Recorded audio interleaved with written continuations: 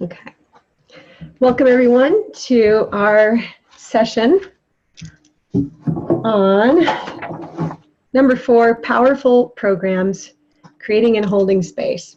Man, I couldn't wait till this class tonight because we had correct compensation and that got a lot of, generated a lot of good responses in shifting you to, we did the meditation where you really reflected on the value of what you bring and the importance of having that testimonial or that comment card that you make those folders of those warm fuzzies because you need them in this work, right? So this session is bringing us into the best marketing, which is doing a good program, no matter what you do.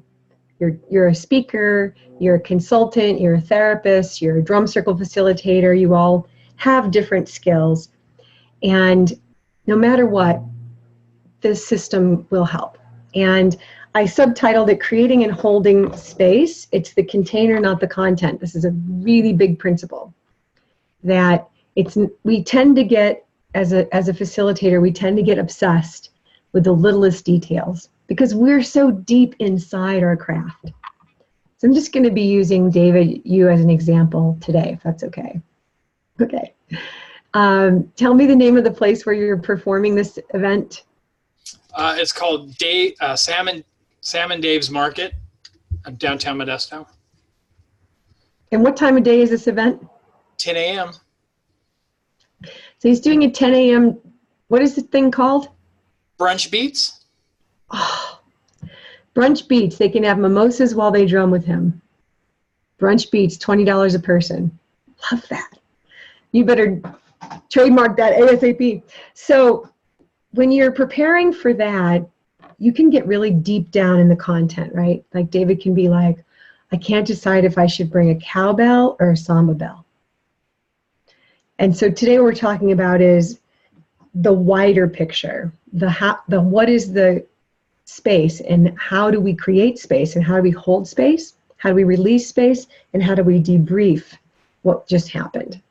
So these are the 4 steps to creating powerful programs. This comes from my 25 years of doing this work.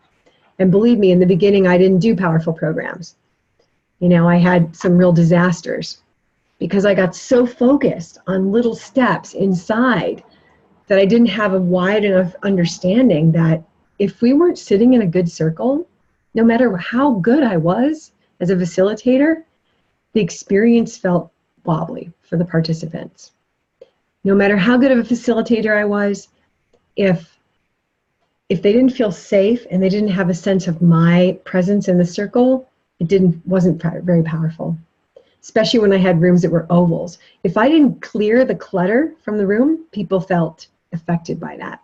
So I want to start with a quick story of, actually first I always want to begin by drumming for you all a little. And we're going to do an exercise to begin our call tonight that is from the tradition of Qigong. Qigong is moving through space slowly and you're working with energy. So you don't have to look at each other, you just don't feel self-conscious, and if you do, just click don't show my video. But while I drum, I want you to do this simple exercise called hands float up. Everybody try this and you breathe in. I like to do this at the beginning of my programs. And exhale with people because you get an experience of moving slower, and as you move slower and floating up, and you use the word floating up, you don't go raise your hand, right? Arms float up as you inhale slowly, draw the energy towards your body, and exhale. Next month, I'm going to be teaching at a Santa Fe conference on spirituality and mindfulness and behavioral health and addictive care. And I get to meet a very famous Chinese Qigong master is doing a master class at this conference. Exhale. And as you continue at your own pace, I want you to feel the energy under your hands, between your fingers. Do you feel, especially underneath your hands, if your fingers are together, don't you feel the slower you go, like there's an energy I'm pushing down here? There's an energy that's lifting me up. So this is what we really do, is we move energy in our work. We are working with energy. Holding space, turning your hands towards each other, and feel as you get closer your hands without touching, feel what it's like, that space between your hands becoming charged. With your breath, see if you can widen and still feel the charge between your hands. And then ultimately, I want you to turn your hands in the holding position. It's a famous mudra in Buddhism. And take a couple breaths with this mudra on, just holding space. There's nothing physically here, but energy. The energy I generated in all these movements, it's there and I'm holding it. And then let's release that energy, lift it up, slowly rising and letting it go.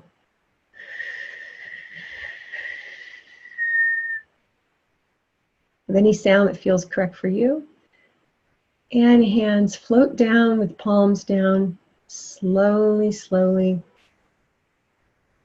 Coming back to where we began. It might be your hands are resting on your lap. I'm trying to hold them up so you can see what they look like on my lap. Take a breath. I think it'd be good to do one more round of this. So from this resting position on our lap, we float the hands up slowly, slowly as we breathe in. And we draw our hands towards us and slowly, effortlessly, hands float down and feeling the tingle of energy below your hands that you're pushing that energy down. One more time in this practice. So we're lifting effortlessly, drawing that inward. I can feel the tingling. Pushing down slowly. Beautiful. And then turning the hands towards each other, drawing the hands inward to feel this energy between your hands, between the palms, between the thumbs, between the pinkies, all these places. Drawing that energy outward. So see if you can still feel that. Turning into this mudra of holding space. I don't have to do anything, I have to speak, I'm just being.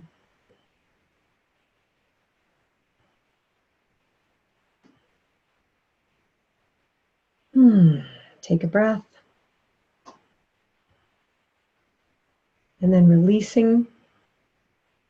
Arms float up with the palms up this time. And making a nice sound of release.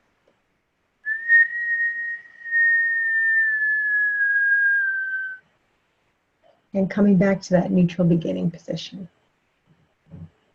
Okay. How does everybody feel? You can put a word in the chat bar if you'd like. I'm not even going to need my drum tonight. Maybe I will. It's good to always have your drum on hand. And obviously the reason I do this practice, you're going to see tonight, is that we are creating energy, we're holding space, and we're releasing space. Grounding, centered. Right? Are those healing words? Soothed.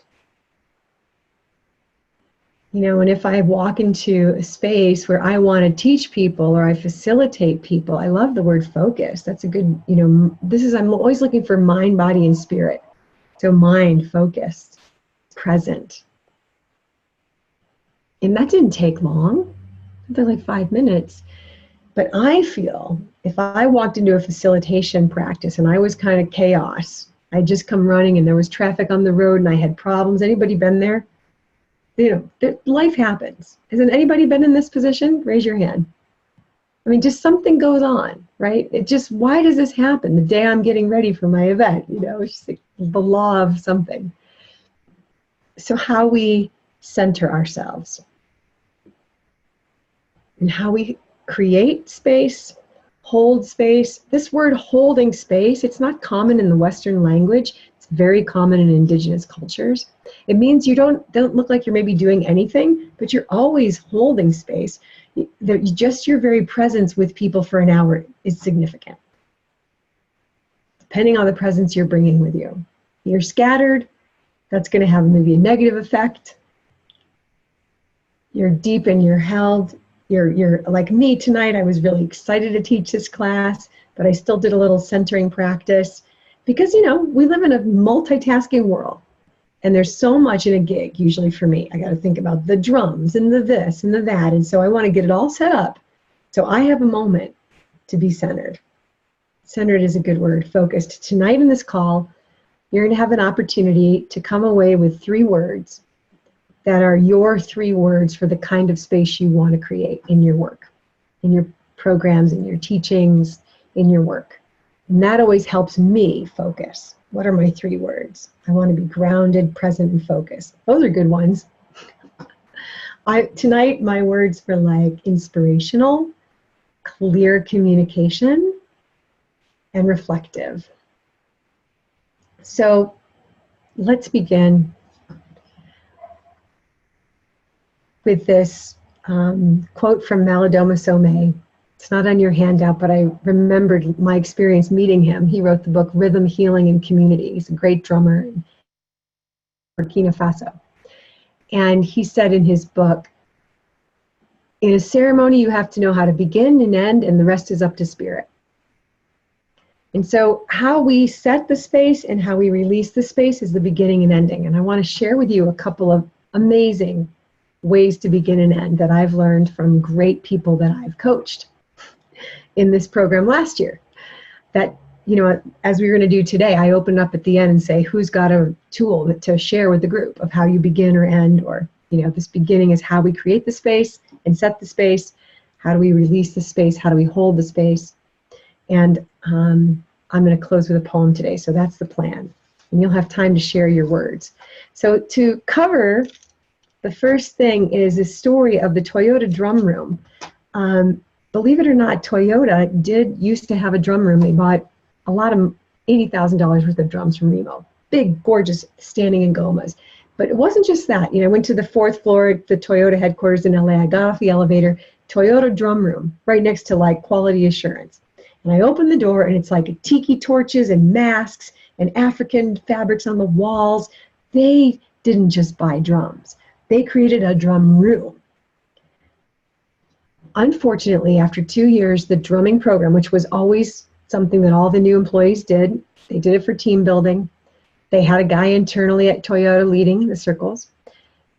Ron, and after 2 years, Ron left and the program died, but Toyota told me that people kept using that room, not for drumming, just to go sit in it. So when they got stuck as an innovation, the teams would just go sit in the drum room, just to be in the drum space. That space held creativity. That space held wild permission, right? What does it feel like to, in the middle of a corporation, walk into a room with tiki torches and, you know, masks and all these things and drums?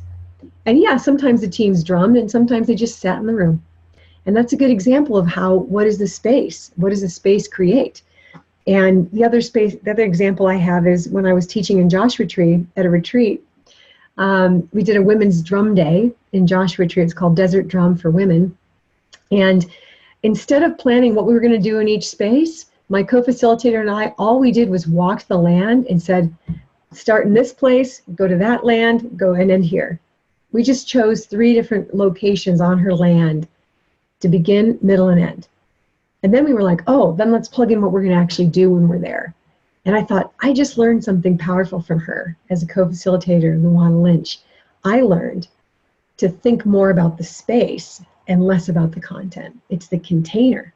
If you've held a good container, those first few steps of what you do, you create a safe space. You all know what that's like, right? Magic can happen. Stuff you didn't plan can happen.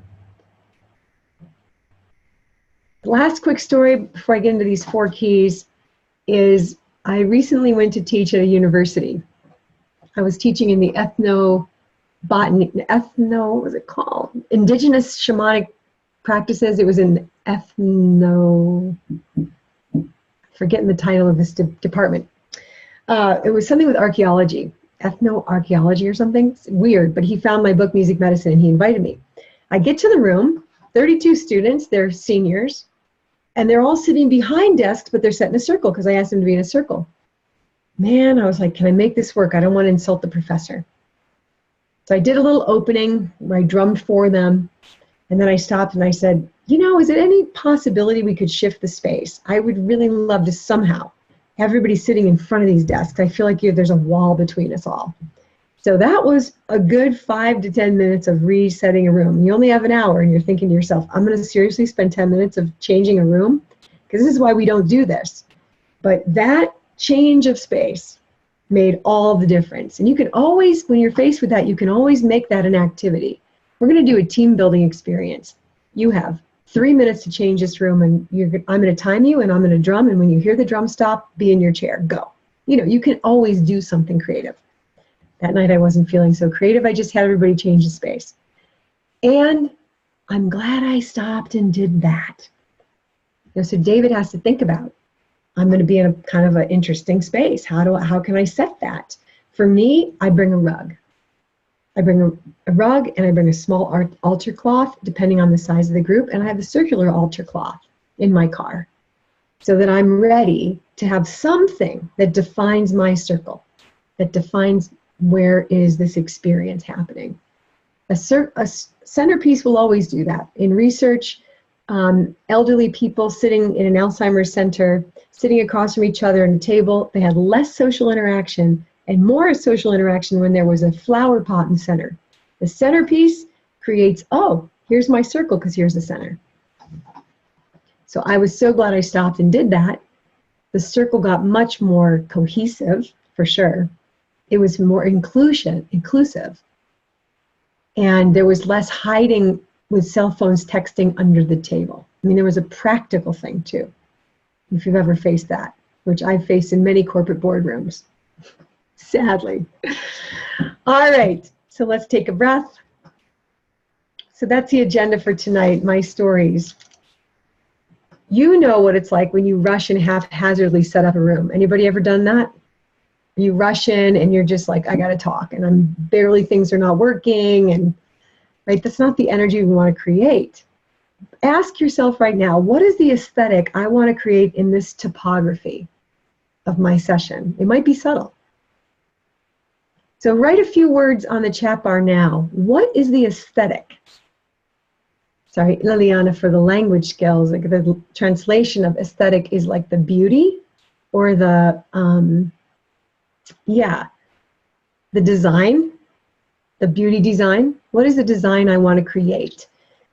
Put it in the chat bar. Great, welcoming, inviting, these are great words. Safe place for transitions, beautiful. Safe, safe, so important. What makes things feel unsafe? Chaotic, clutter. I've actually had to sweep a room once that I was teaching in. I had to go to the janitorial area, get a broom, sweep the space. Welcoming and organized. I'm so glad you said organized. I think safety comes from organization. So it's like something organized. For example, I was just teaching music medicine in Joshua Tree. I guess David got me thinking about Joshua Tree. And I went to town before I started my program and I bought 3 matching baskets to put all the percussion instruments in. It looked so good. And everybody could see, oh, the shakers go in the red basket. The wood sounds go in the blue basket. You guys know what I'm talking about? It gave it a level of cleanness. And then I didn't have to run around and collect things. So any other words? What is the aesthetic you all want to create in your programs?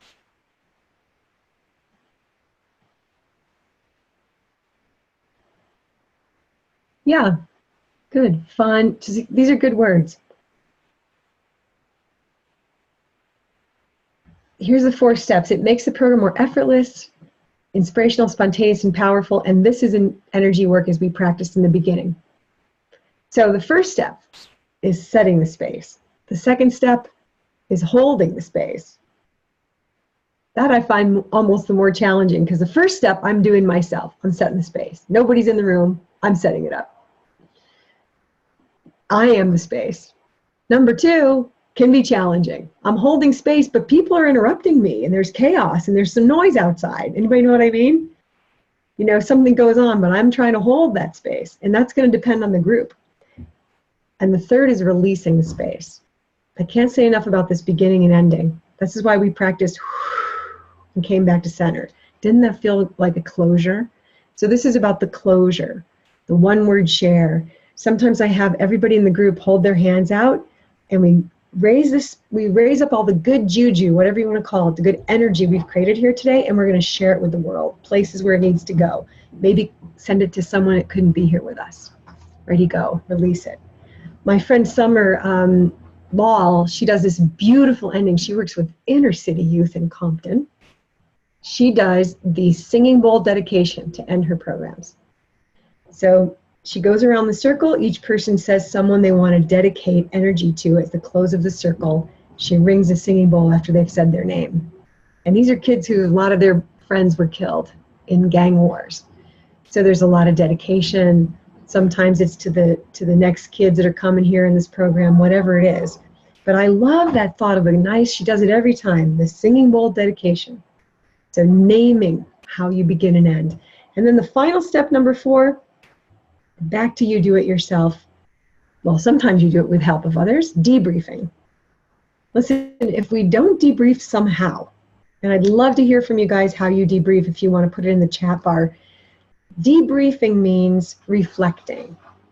If we throw our stuff together and run to the next gig, and we had like something really moving happen, what do we learn? Or we had a really challenging session and we just bitch about it, instead of use a practice where we go, what did I learn from that experience? So that's back to on me. It doesn't really involve the group, but I want to find a way to debrief. When I came back from working in Iraq, I was really discombobulated. And so I called Arthur Hall, who wrote Drum Circle Spirit, the founder of Village Music Circles, and I said, can you be with me? Can you hold space for an hour for me to talk about what happened in Iraq? I need someone to hold space. Which kind of means listen, but listen in a holding space way. You know, like, don't be like, just a minute, I have to take a call. Hold space for me. And he did. And then I called Cameron Powers from Musical Ambassadors of Peace, and he did the same thing. And just letting me talk through it, I debriefed it. I could talk about what was hard, what was good, what was magic, what did I learn from it? How could I take it into my life? And I'm going to teach you those today, these 3 keys to debriefing. All right? Good or good? So let's all take a breath. Live your passion. It's an amazing way to live, because I keep reflecting on how I work in the world is my own personal growth training. You know, we really, in this walk of self-employment or pursuing a passion career that might not be the mainstream, working for ourselves, I keep finding that it's such a tool for deep work in myself. And the more I grow, the better my programs are getting. Anybody know that? Notice that? Raise your hand if you've noticed that. The more I grow, the more deep I become, the more present I can become, the better my programs are becoming. Amazing. Okay, so let's begin with the first step. Setting the space. What does that mean? Everybody want to answer that out loud or type it in the chat bar? Beautiful piece as a center, as external reference. Right. Liliana, you mean when I said about the rug in the center? Could you repeat, please? You wrote beautiful piece, color as a center, as external reference. What did you mean? Well, I can experience, like you said, that the centerpiece bring us all together, and also depend of what are you celebrating. You can choose perhaps a theme, and also I thought about the colors that we use. The reference of the color could just set the tone for the ceremony, or meeting or session. Thank you. Gracias. De nada. Beautiful point. I hadn't really given much thought to the color. That's a good point. And if you don't have a centerpiece, you can put a drum in the middle, or you can put a flower, or sometimes I just walk in and I grab something from a pine cone on my way in, or a beautiful pine branch that's on the ground, and I put it in the middle. Honestly, I'm super resourceful. I've taught in war zones. So, you know, although in Iraq everybody had a rug, because that's totally a prayer culture rug, you know, prayer rug culture, I should say. So how do you set, what does that mean to you guys to set the space? To me, setting a really good circle. I remember the day that Arthur Hall paced and counted. He sets his one circle in the chair in the center, and he walked off to make sure each of the four corners were exactly equal distant from the center point. I was like, wow, that guy is really good at making a circle. He made sure how much space was in between each chair. That makes a big difference. Are you going to shove the chairs next to each other, people trying to play instruments or whatever they're doing? Right? So thinking that through, and any time, by the way, that you have a challenge in your group, change the space. Setting the space and changing the space. I've had really challenging groups where I say, everybody get up, just follow me over here. We're going outside for a minute. I did that a lot when I taught health rhythms. I could just feel that the group needed a change of scenery, or there was an intense moment in the group, or for whatever reason, it's a 2-hour session. It's good to stand up. Let's all stand up and switch seats. Okay, come back to the circle. Whatever it is, you can shift the space. But setting a good circle, there's a saying that a good circle is a place where you can see everyone's eyes. What if you've set a nice circle and 5 people show up and you've set a circle of 20 chairs? What do? Right, so you pull out some chairs, and then I love this saying. In Africa, they say that the empty seats are filled by the ancestors. Take a minute and think about what energy you'd like to bring into this session tonight. Acknowledge those empty chairs and then push them back, you know, out of the way. Tighten the circle, exactly. So it's tending to these things. If you didn't do that, the whole session might feel weird to people, like, I'm so alone. There's all these empty chairs, right? And it's all dependent on your audience. You've got an audience of schizophrenics, don't talk about the ancestors being in the chairs. Kind of obvious, but, you know, just good to say it. So you set the space, and you think about what you want to set in your space. What are these 3 words that you want to focus on in general in your work? So let's put them all in the chat bar, brainstorm together. What are 3 words? Like for me, my always 3 words are organic, because I like to be spontaneous, organic, spontaneous, organic, sacred, and fun or creative. And I want to hold that in. I want that to be communicated through my energy. Does this make sense? So what am I holding space for in me? I don't want to hold space for, like, I'm afraid I can't drum good enough for this moment with Glenn Velez. I don't want to hold that space, right? I don't want to hold the space of, what if everybody's bomb drinking mimosas? What could go wrong? I want to hold the space for what could go right. Yeah? So it's a very powerful shift in your consciousness from what could go right to what could go wrong to what could go right. And just try to balance them. Anytime you're in that what could go wrong, don't try to shut it off. Just allow it, see it, acknowledge it, and try to balance it with, now, let's think of that same thought, but what could go right. Okay? Yeah, okay, so good words that are coming in here. Loving, curious, and grounded. Don't you just love that combination? This is like sweet and sour shrimp, you know? Loving, curious, and grounded. Curious. Love that. If we can foster curiosity. Together, creative, and fun. Togetherness is such a healing quality. People are feeling very isolated. Love, vulnerability, and togetherness. So, Megan, the way to anchor vulnerability, as I'm sure you know, is to model that. You know, whenever we have a chance to be transparent and vulnerable, that's what I'm trying to bring in more in my coaching you guys, is being more transparent. I want to feel comfortable telling you my big mistakes as much as my big success. Because in my showing my weaknesses, it's that invitation for all of us to be more vulnerable. transparent. Sacred, safe, and connected. Beautiful. Sacred, joyful, and open. Don't you love these, you guys? I love these. I love these. So try this month. Write those 3 words in your phone. You know, make a contact called Powerful Programs, or called Monthly Mentoring, or Live Your Passion, or Holding Space, and put your 3 words down. And just pull it up off your phone, or wherever you want to keep this, and just tag in with yourself. Those words might change, but just tag in with those 3 thoughts. I want to be grounded. I want to be present. Just basic. I want to be grounded and present. That's plenty. That helps me just speak it out loud, get ready for my class. Here's the good news.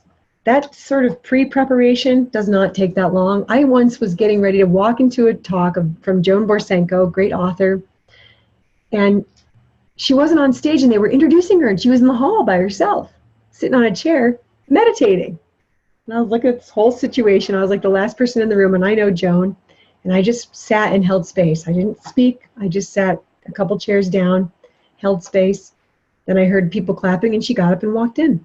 I was like, wow, that's brilliant. How to really be so accountable to your own energy when you facilitate. Sometimes I like to clear the space, especially if I walk in and it was like a knockdown, drag down fight in a room that I'm in. I can actually feel that. When I worked in Iraq, I had to work in that room that was a former torture center for Saddam Hussein in Sulaymaniyah. And believe me, we cleared that space. We walked through the space with rattles. We did everything I could think of. We lit sage. We just like tried to exercise all the energy from the room. So sometimes you do have to rattle. Rattling always helps. Rattling. I've gone around a room and rattled over the chairs before people arrive. That helps too. So maybe you all have a good way that you set the space. Maybe what you do in the beginning. Let's all put our feet on the floor. Take some grounding breaths while I play the heartbeat. Whatever it is. How we begin is such a critical moment. It's people are going to be in or not. You know, I think it's the most intense moment, or Malidoma Somé says, know how to begin and know how to end. Know how to set your space and know how to release your space. Know how to open and how to close. The rest can be not so much about the content, more about the container. Once you've set that container and you've held that container, great. That will really make your content sing. Content meaning, what is the purpose of this gathering? What is it you're teaching? What is it you're facilitating? Secondly, holding space. Mainly what I mean by that is the nonverbal focus, confidence in my tools. I trust even if a blow up happens. I don't get caught in the blow up, right? I'm just going to hold space. I can handle it from my centered space. This can be hard, especially when you have distractors and disruptors. Anybody know about distractors and disruptors? It's the person who wants to tell their life story on and on and on and on. It's the person who monopolizes everything. It's the person, you know, these people can be really challenging in a program. How do you hold space even when there's disruptions and distractions and anything can happen? How do you stay focused to where you're not caught in a stream of problems? You stay with your group. You keep holding space. You know, sorry that you're upset this morning. I'm wondering if there's a way somebody, you want to take a little break, come back. You know, however you hold space for that person, we'll hold space for your return. When I get a monopolizer, that's usually what I do. 2 months ago, I had to kick someone out of my own training program. That was really hard. But that one individual was wrecking the space. And the minute they left, the space was singing. Safety was preserved. It was an abusive person. And that person was abusing people and mean language. And I had to actually say, we're going to have to ask you to go. Full refund, just please depart. Yeah, very challenging, but I had to protect the space. And then releasing the space, I really want to hear your ideas, but I'll teach you a couple that I love. So this is how you do it alone or with a group. Usually I do it with a group. In Buddhism, they call it dedicate the merit, where you take the good merit And you say, may all beings be happy and free, and you give it to the world. And I've always loved that because I feel like we generate so much healing energy, and then it just kind of sits there. It's the end. Bye. Everybody walks out, right? So one thing I like to say is take your drum and look inside it and see what you've released in here. What have you let go of today? Let's go around the circle and just say one word of what you've let go of. What did you let go into the drum? That would be one way to end. One way to end and release the space is say one word of what you're taking with you from today. Everybody go around with one word. You have 50 people in the group. Turn to your partner and share one word of what you're taking with you from today. Partner share always speeds it up.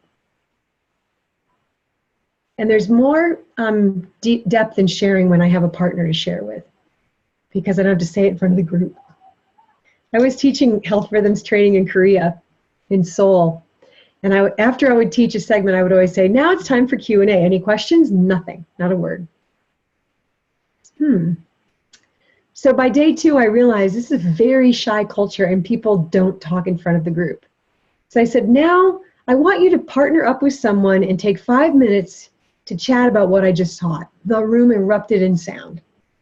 I was like, bingo. People just needed the dyad share, not the large group. You know, when you say, anybody have anything to share about that experience? Anybody ever done that? So another nice thing is to just say, take 5 minutes to share with your neighbor, a partner, what was that experience like? Man, if we don't do that, I feel like we just cruise through the experiences that we've scheduled to do with people. Anybody know what I mean? And we never have a moment where they digest it, where they upload it, where they get to actually personalize. Yeah, thanks for listening. You know, your partner will hold space for you. Thanks for listening. I just wanted to say that, like, I came in here really upset. And it's weird. I feel like everything, the tensions in my shoulders went away. Next person talks. See what I mean? So a couple other quick endings that I've learned from my people from last year's group. The balloon breath. Who knows the balloon breath? No? Okay, let's all do it. So Alicia from Get Rhythm. No, what is her company called? Rhythm Recipe? Something like that. Her program, she works with kids in a camp in the summers. She does the balloon breath. You put your hand on your head, everybody, and you're going to breathe in like you're breathing up a balloon, and each breath you fill it up and your hands get bigger. One more breath in. Even bigger. And then let it go. One more balloon breath. Breathing in. And this time you get to pop it.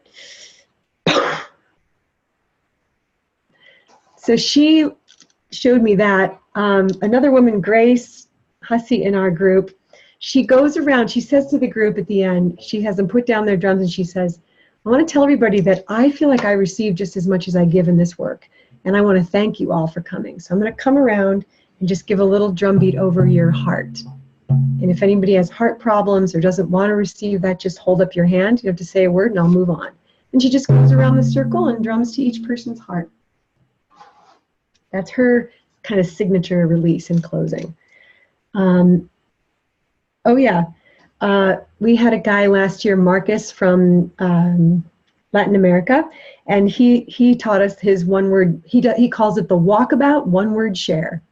So he walks around the circle with his drum, and when he's in front of you, he stops the drumming, and then you say your word or a couple words, what you're taking with you from day. Then he walks over to the next person, and then they say their answer. He walks to the next person, and they say their answer. This is, you know, each person has their signature style. But having something that closes, like in my whole career of learning from the Lakota Nation, we always end in gratitude. We end our ceremony with a gratitude song, and the pipe is smoked, and it is done.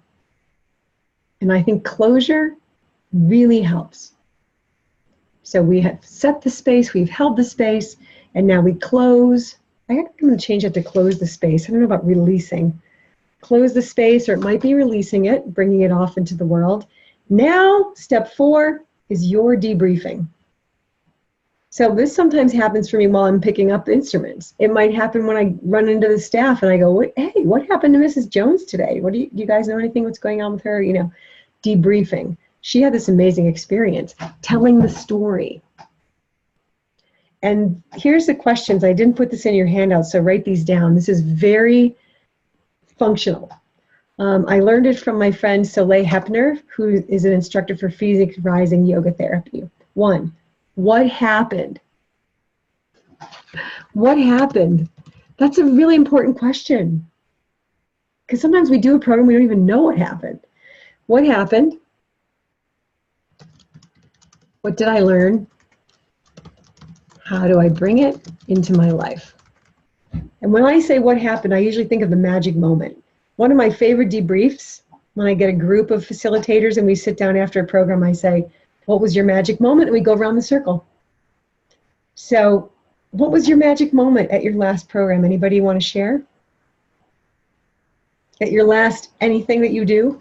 Who wants to share?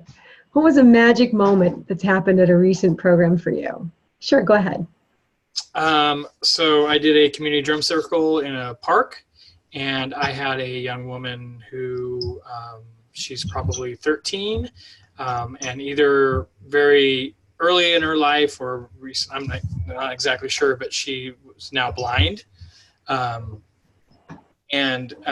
She was amazing player. Just as soon as she came into the circle, she was just so excited to play, and she was so good. She just sat down and had never done this before and just started playing, and her joy was so infectious, and everybody was just watching her, and it was just amazing. And she and her parents were there with her, and she, kept asking questions. What does the drum that I'm holding look like? She could feel it, she could sound it. She just wanted to know what it looked like, and what color it was, and she tried some things that she didn't know what they were. What is this called? How do you hold it? How do you play it? And just everybody was. It was such an amazing moment because they just stumbled upon it. They heard it. They were walking through the park and they heard these drums and they came over, and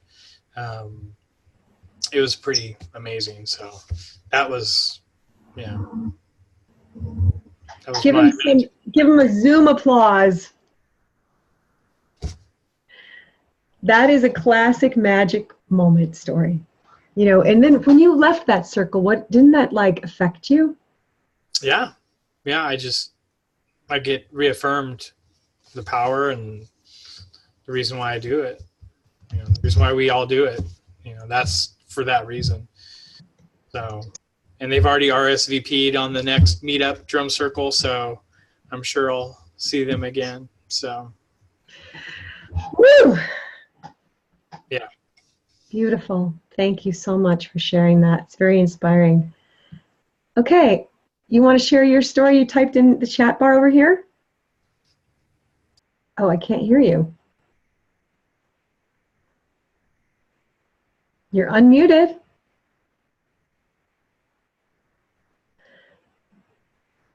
A lady who was very skeptical came up afterwards with tears in her eyes and told me the ceremony was spectacular.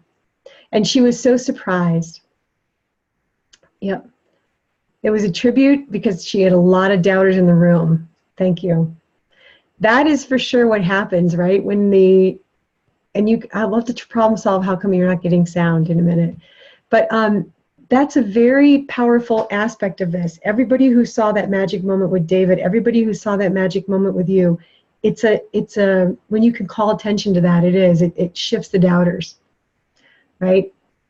Beautiful stories. Anybody else have a story like this? Okay, great. Patricia, go.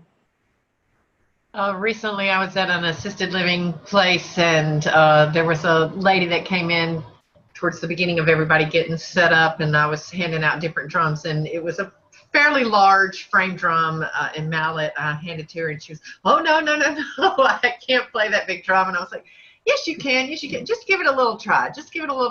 And See if you like it. By the end of it, she was just like, oh, I like this drum. She didn't want to give it back. Yep. Beautiful. Thank you. Give her some love. Zoom and applause in each other. Come on. Beautiful. That's great. It's funny, I think that so much when we start talking about these magic moments, and it's a really good way to debrief, because I don't know if you guys suffer from overcritical thinking of yourself. Anybody know what I mean? Like you finish a group and your like first thought so sadly is, I screwed up, right? Or I forgot what I was going to do. This is the worst, is when you make a plan and you go do the program and you forget to do a step of your plan. And you leave that beautiful, powerful program thinking your first thought is, oh, I forgot to do that one thing that I was going to do. Right? Don't fall into that. You will exhaust yourself on this path of living your passion. Like the programs we deliver is the place of circulation. Oh my gosh, I got to add this to the handout for next year. This is a really important principle. It's called, in Japanese language, it's called junka. Everybody say that, junka. Junka means the circulation of energy. You will be exhausted if you think you're going and giving and giving and giving. You'll be exhausted. But if you can tap into this circulation, I'm giving, I'm receiving. And that's why I love Grace's idea of going around and drumming for people's hearts. I was doing a circle talk about a magic moment at the VA hospital on the 4th of July years ago. And at the end, a man who had had his ear blown off in the war, Vietnam veteran, he went around and he cupped the little piece that was left of his ear and he got next to each person playing in the circle, one by one, and they played for him. And he went to the next person. It's like so moving. His listening, he had to get close because of his hearing loss, but his going to each person, it just created this like beautiful thing. So yeah, I mean, we have a lot of these magic moments, and I didn't ask for someone to volunteer to get up and walk around the circle, right? I was holding space. The biggest thing that gets in the way of these magic moments is you being too busy with your plan. Anybody know what I mean? It's like if you don't have space to breathe in a program, no magic will happen. So if you can trust that you've started the space and you can hold the space, the magic will occur. I mean, it does. Beauty happens. People feel empowered. They take risks. New things happen. Don't walk away out of the circle and beat yourself up, because that'll exhaust you. Receive the magic. Receive that magic. Receive that magic. Okay. So let's get in a quick breakout. We have 10 minutes left. I'm going to unmute all, and let me see if I can problem solve the sound going on over here. Let's see. Who is this I'm looking at? You have to type it. And I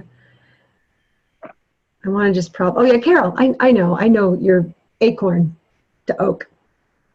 See, I remember people's company names. If you haven't sent me your bio, please send it. I love rewriting them. Okay, so if you, on the left-hand bottom of your screen, it should have a little microphone. And on the right of that should be a little arrow. Just make sure your sound is coming from your computer. Or what, are you on an iPad or phone? Just double check that, because on a computer screen, it's got a little microphone. Computer, good. So yeah, at the bottom you see a little microphone. Just 1 second, everybody, because I want to make sure I can help her get in the group. Or I could assign breakout groups, and then I can stay with you, Carol, and problem solve this. That's what we'll do. Okay, we're going to unmute everybody. If you're sitting next to a blender, please be kind to your neighbor. What we should do, Christine?